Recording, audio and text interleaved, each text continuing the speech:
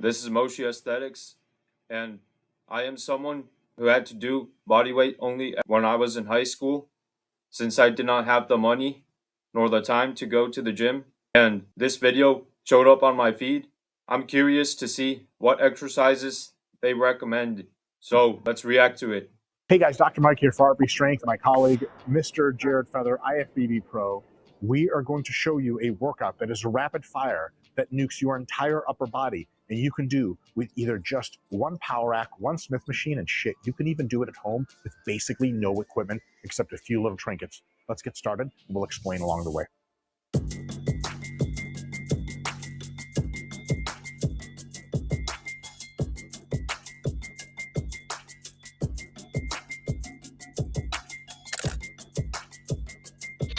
So as you guys can see today, we are going to be demonstrating this in a power rack, but it doesn't have to occur in a power rack.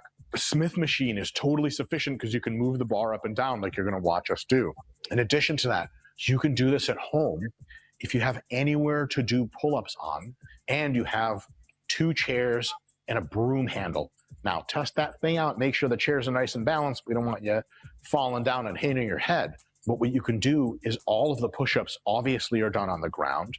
The pull-up bar that you can get, one of those pull-up bars for like 20 bucks that cinches into your doors. The one I would recommend if you're interested in at-home workouts is the one that doesn't cinch to the top of your door frame, but it cinches out to the sides so that you can change the height of it. That's the easiest thing in the world. This will be a super, super awesome idea.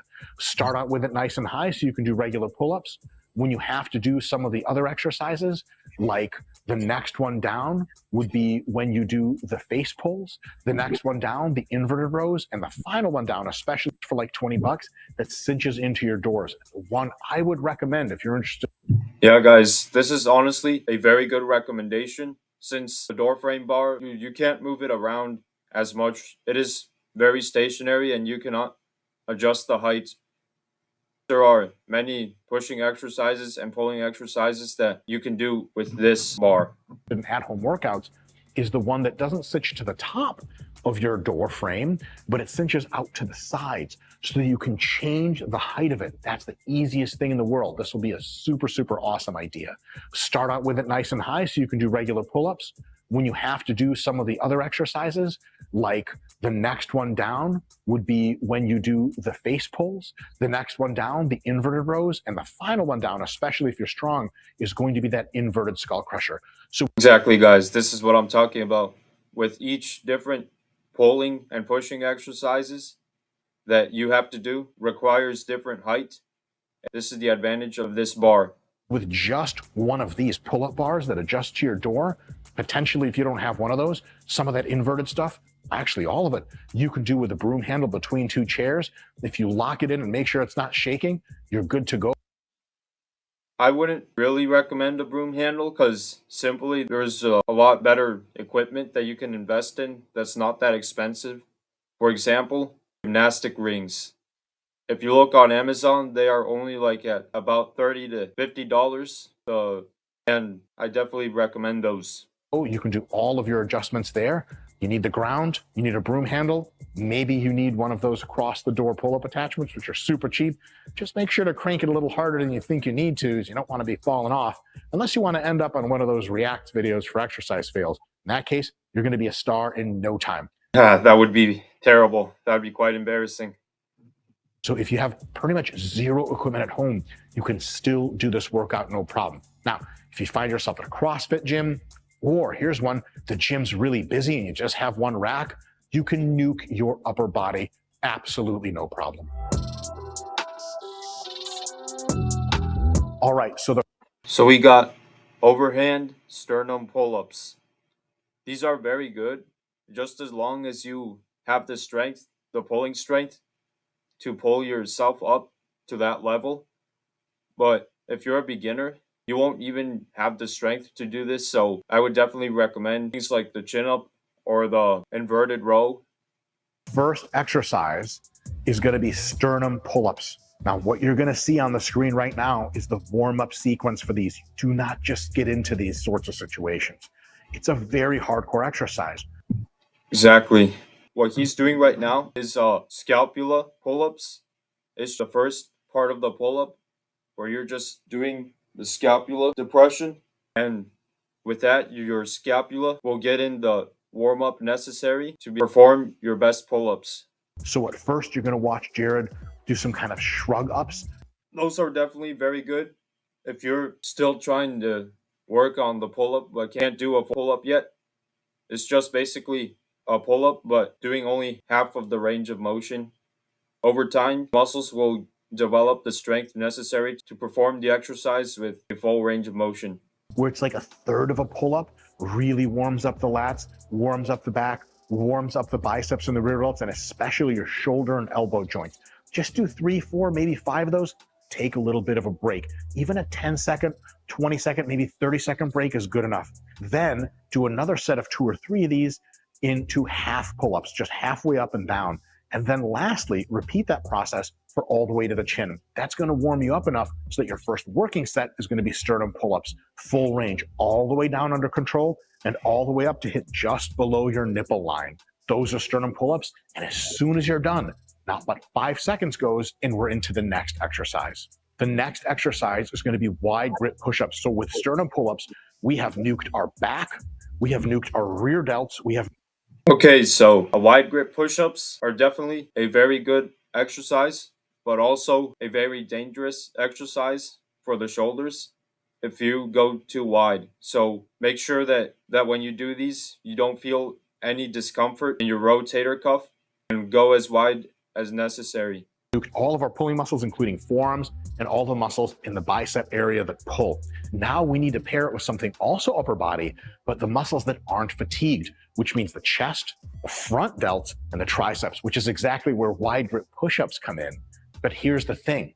What we want to do is start with a challenge more to the back and chest, and eventually lead the challenge to be more to the shoulders and arms. Because if the shoulders and arms get fatigued first, the back and chest kind of like aren't hit very well. But if the back and chest are fatigued first, you still leave a lot of room in the tank to stimulate your shoulders and arms. You could do this backwards, but ideally it's probably a situation where you do back and chest first and then work your way into closer grip variants to hit more shoulders and arms.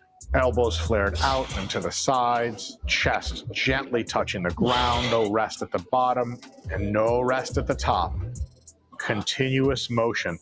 There's just one set of everything today, so we can send it full. Yeah, oh yeah, a couple more. Yep. One more. Come on, Jared. Yes. Yes, let's go. Yes. That's it. Beautiful. Quick breather, 5 seconds. After we're done with those, here's the situation. Cardio-wise, pretty tired. But now our back has had, 30 seconds to a minute rest. We're ready to go again. So now it's pull-ups. But remember, we're more tired. It's not likely that you're going to be able to do another really max effort set of sternum pull-ups. I might die today. Holy shit. Now you do pull-ups all the way up to the chin. Chin height pull-ups, full extension all the way down, multiple reps, as many as you can get, pretty damn close to 50. Also, with these pull-ups, you want to try to avoid doing the gooseneck as much as possible. I know that by the time you get to the end of your second set or your third set, whatever your last set is, you will be so tempted to do the gooseneck, but just do your best not to do it, and keep in mind that the more you do it, it'll ruin your lat engagement and the pull-up. Failure, if not mechanical failure itself.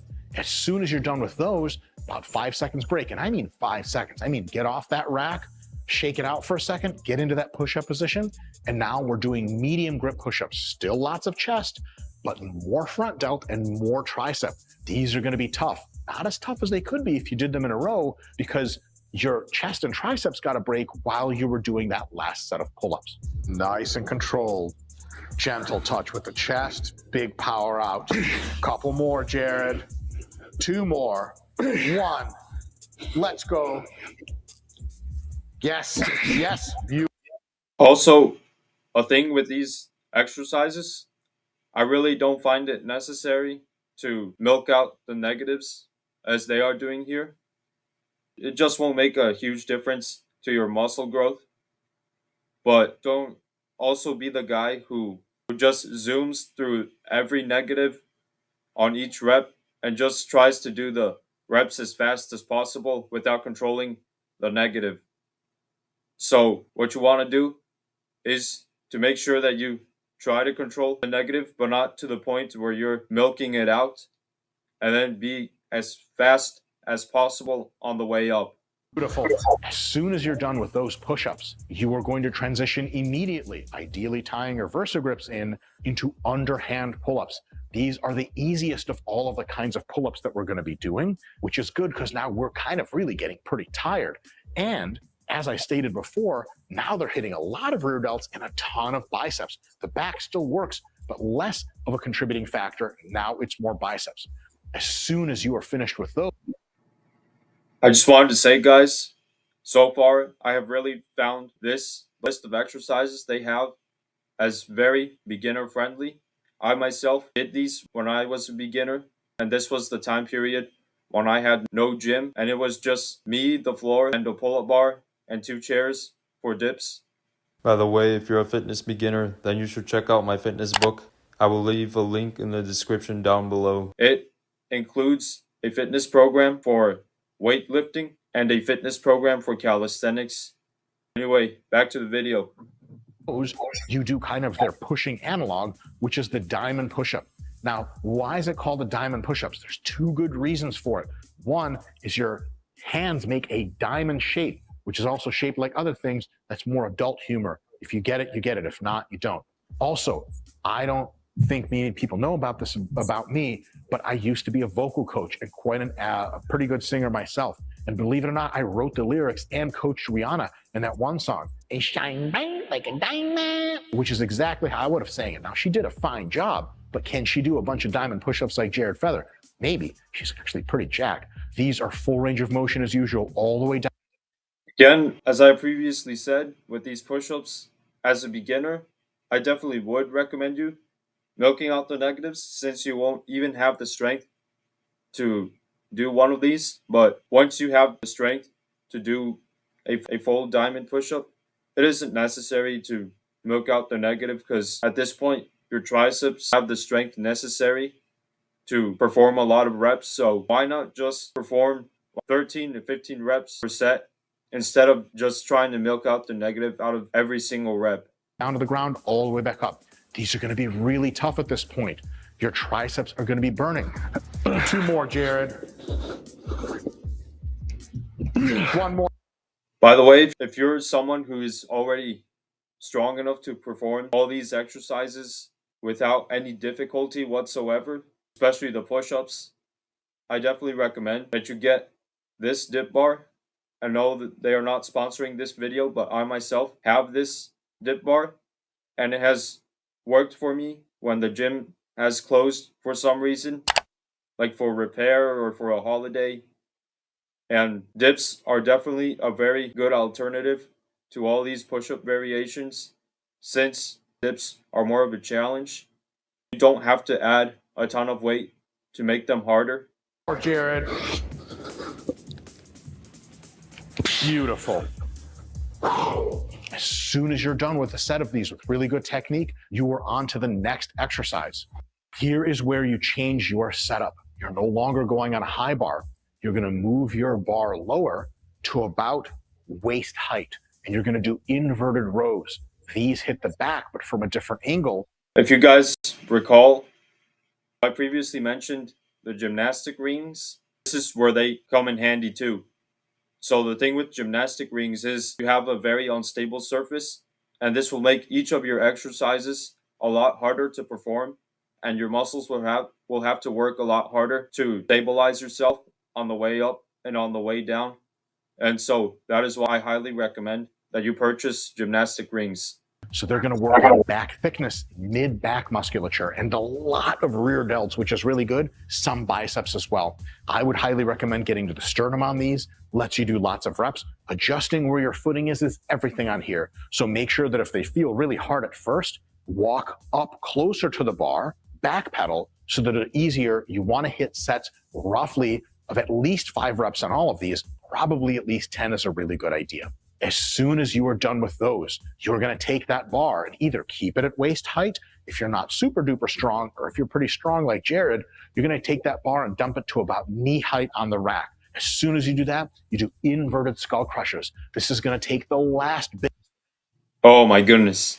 If you did these with gymnastic rings, your triceps would literally be burning. The power of gymnastic rings is just insane.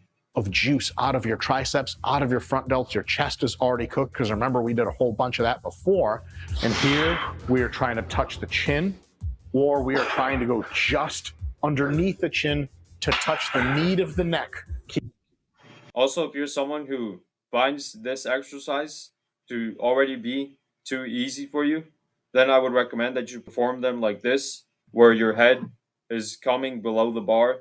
That will put a lot more tension on the triceps, especially the long head of the triceps. And just remember that the triceps is 2/3 of your arm. If I were you, I would definitely do everything to optimize my triceps training and take it to the next level. Keeping the elbows in. It is a tricep exercise. It's exactly like a skull crusher, except upside down. We're going to touch that throat, which I've heard a few times in my adult work. That's it. One more good one. Yes, yes. Beautiful. As soon as you're done with those, you do the last exercise. You put the bar up even higher than typical, and I would recommend something about chest height. You grab it, and what you're going to do is get that overhand grip and pull your face to the bar. These are inverted face pulls on the barbell. You're going to want to pull to the forehead or the eyes, or some people like to pull to the nose. It doesn't much matter. What really matters. If you're someone like me who's just like busy all day and only has like about an hour and a half to work out, I definitely don't find these necessary to perform, since your rear delts will already be growing from you doing chin-ups and pull-ups. And the more weight you add to those exercises, they will grow even more. Same with the other heads of your shoulder, like the side delts and the front delts. They will automatically grow from the dips, the push-ups, and the pull-ups. But if you really want to get those 3D delts and you have the time to perform these delt isolations, then by all means, go for it. Because you focus on your elbows pulling back instead of kind of doing this weird row where you contract yourself. Expand your body out, pull your elbows back. Good news, the exercise is a lever exercise. It's going to get easier at the top and it's more difficult at the bottom, which is exactly what we need, because mechanical advantage really disappears when you pull your elbows back that far. Make sure you're pulling your elbows back. Yes, beautiful. Shit's hard. That's the workout. All right, guys, as you heard, this stuff is really hard. You will definitely be out of breath on this, so I wouldn't recommend more than 5 sets.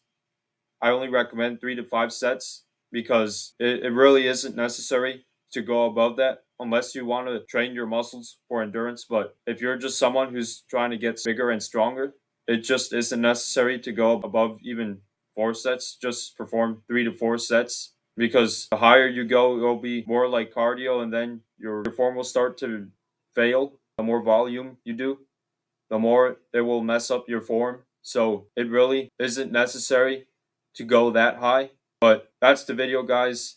I am in a hurry today. I don't have the time to react to the rest of this.